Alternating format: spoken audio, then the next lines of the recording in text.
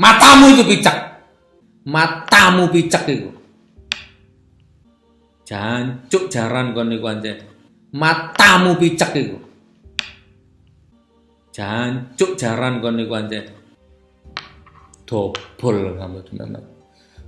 Walaupun jenggotan, walaupun batuknya ireng, walaupun cingkrangan, Rasulullah nggak pernah megang dada. Matamu picek. Ustadz kok ngomongnya kasar, Nabi Muhammad saja nggak pernah kasar. Nggak masalah, matamu picek. Nggak masalah. Kata-kataku yang kasar, yang buruk keluarkan semua, jangan disensor. Iki aku yang ini ki wong wis. Gak butuh sanjungan, gak tayak-tayakan lagu iki wis. Terserah, aku kudu ngomong kasar ya kasar, halus ya halus. Nggak usah diedit. Gak masalah. Tidak ada pengajian dalam acara ini. Semuanya menghibah, menyudutkan, dan memprovokasi. Kalau saya lihat dari matanya antum emosi. Saya emosi. Dengar dulu. Oh ya sudah, baik. Semua buku saya, semua YouTube saya sudah ini maling, ini mantan maling. Sudah, mau apa? Semua buku saya, semua YouTube saya sudah ini maling, ini mantan maling. Sudah, mau apa? Mau apa? Ini namanya dalil kearifan lokal, dalil perasaan. Saya dengar-dengar Gus Nur juga nggak bisa kitab. Saya akui, saya mantan maling, mantan bajingan, mantan preman, nggak pernah mondok. Saya mantan maling, mantan bajingan. Saya mantan maling, mantan bajingan. Saya nggak ngerti kitab. Mau kitab kuning, kitab gondol, kitab itu, saya nggak ngerti. Emang gue pikirin. Saya nggak pernah mondok. Dosa pakai dalil fikih. Saya nggak ngerti dalilnya. Saya nggak ngerti Al-Qur'annya. Saya nggak ngerti dalilnya. Saya nggak ngerti Al-Qur'annya. Jika ada yang melakukan provokasi berarti dia kecebong, sudah. Jadi kalau Anda tidak mau kita katakan kecebong, jangan provokasi. Ini saya pegang bendera tauhid. Ayo katakan radikal, tak colok matamu sama ini, ayo. Anda mau apa? Jancuk kono anjane.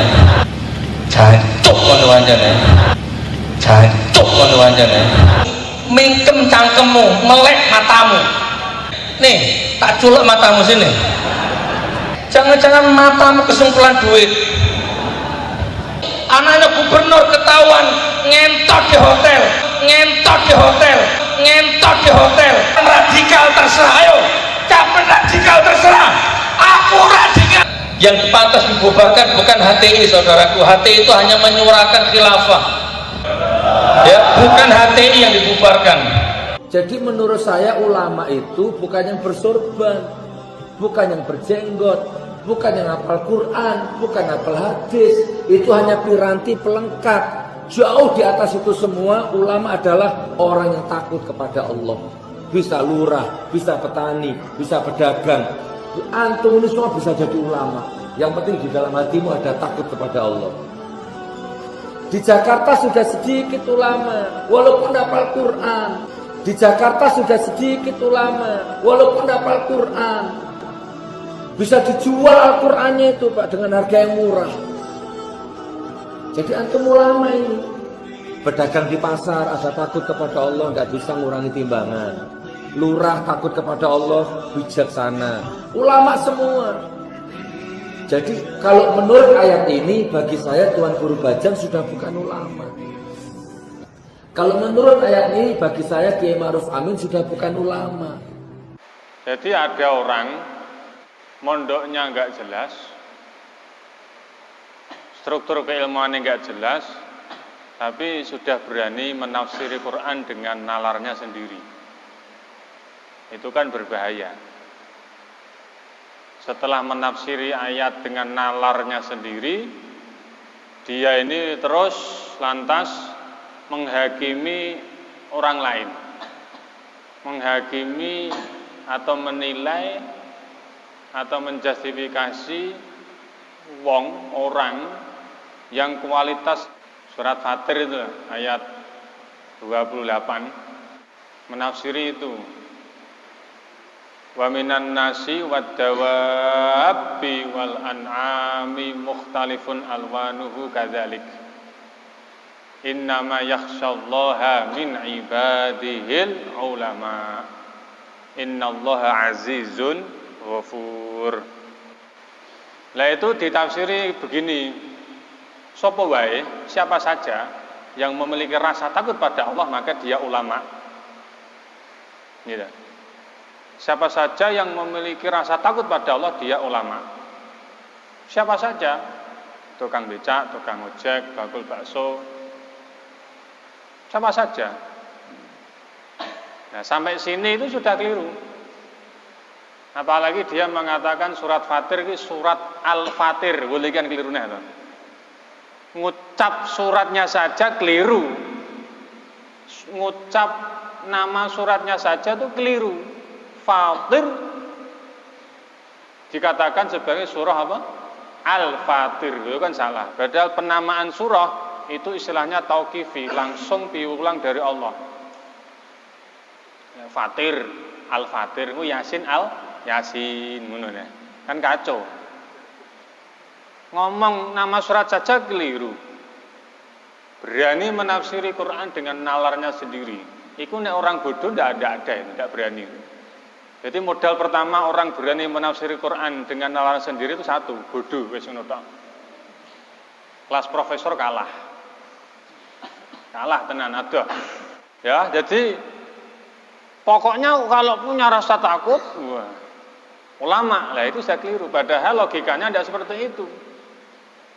Logikanya yang dibangun di dalam tafsir yang sering kita pelajari bersama, baik itu tafsir Jalalain, tafsir Sawi, atau tafsir Fakhrur Razi, Mafatul Ghaib itu, bahwa innama yakhsyallaha min ibadil ulama. Orang itu bisa memiliki rasa takut, syaratnya yang mutlak itu harus pakai ilmu. Begitu loh. Ya. Orang bisa memiliki rasa takut pada Allah itu harus berilmu. Kalau tanpa ilmu, niscaya tidak bisa memiliki rasa takut kepada Allah. Lagi diwale, pokoknya nek sing duwe rasa wedi marang Gusti Allah ulama. Lho kan keliru. Yang benar, orang bisa memiliki rasa takut pada Allah, syaratnya harus berilmu. Loh, gitu loh.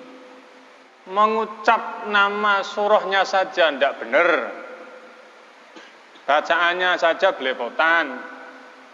Menafsiri dengan nalarnya sendiri.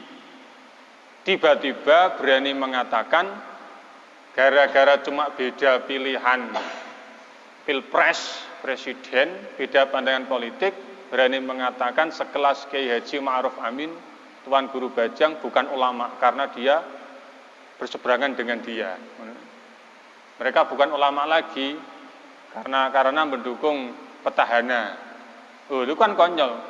Padahal Kiai Haji Ma'ruf Amin sudah kiai, sudah profesor, punya pondok, santrinya banyak, keturunannya Syekh Nawawi Banten. Dan yang satu lagi Tuan Guru Bajang itu ya juga punya pondok, santrinya ribuan. Setahu saya yaitu lulusan Kairo. Wah, ini wong loro hebat-hebat. Tiba-tiba hanya gara-gara beda pilihan presiden oleh orang nggak jelas ini, oh itu bukan ulama lagi. Lah hebat toh ya wong kuwi mau. Ternyata konon katanya mantan sales pembalut, ngono lho. Mantan sales pembalut menilai seorang kiai, seorang profesor sudah bukan ulama lagi. Ini kan konyol.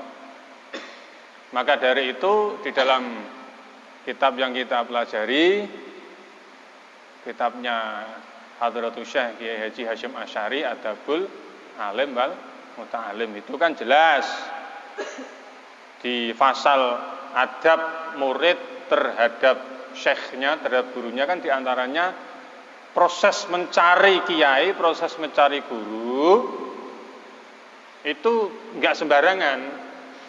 Karena sebagian ulama salaf mengatakan hadzal ilmu din.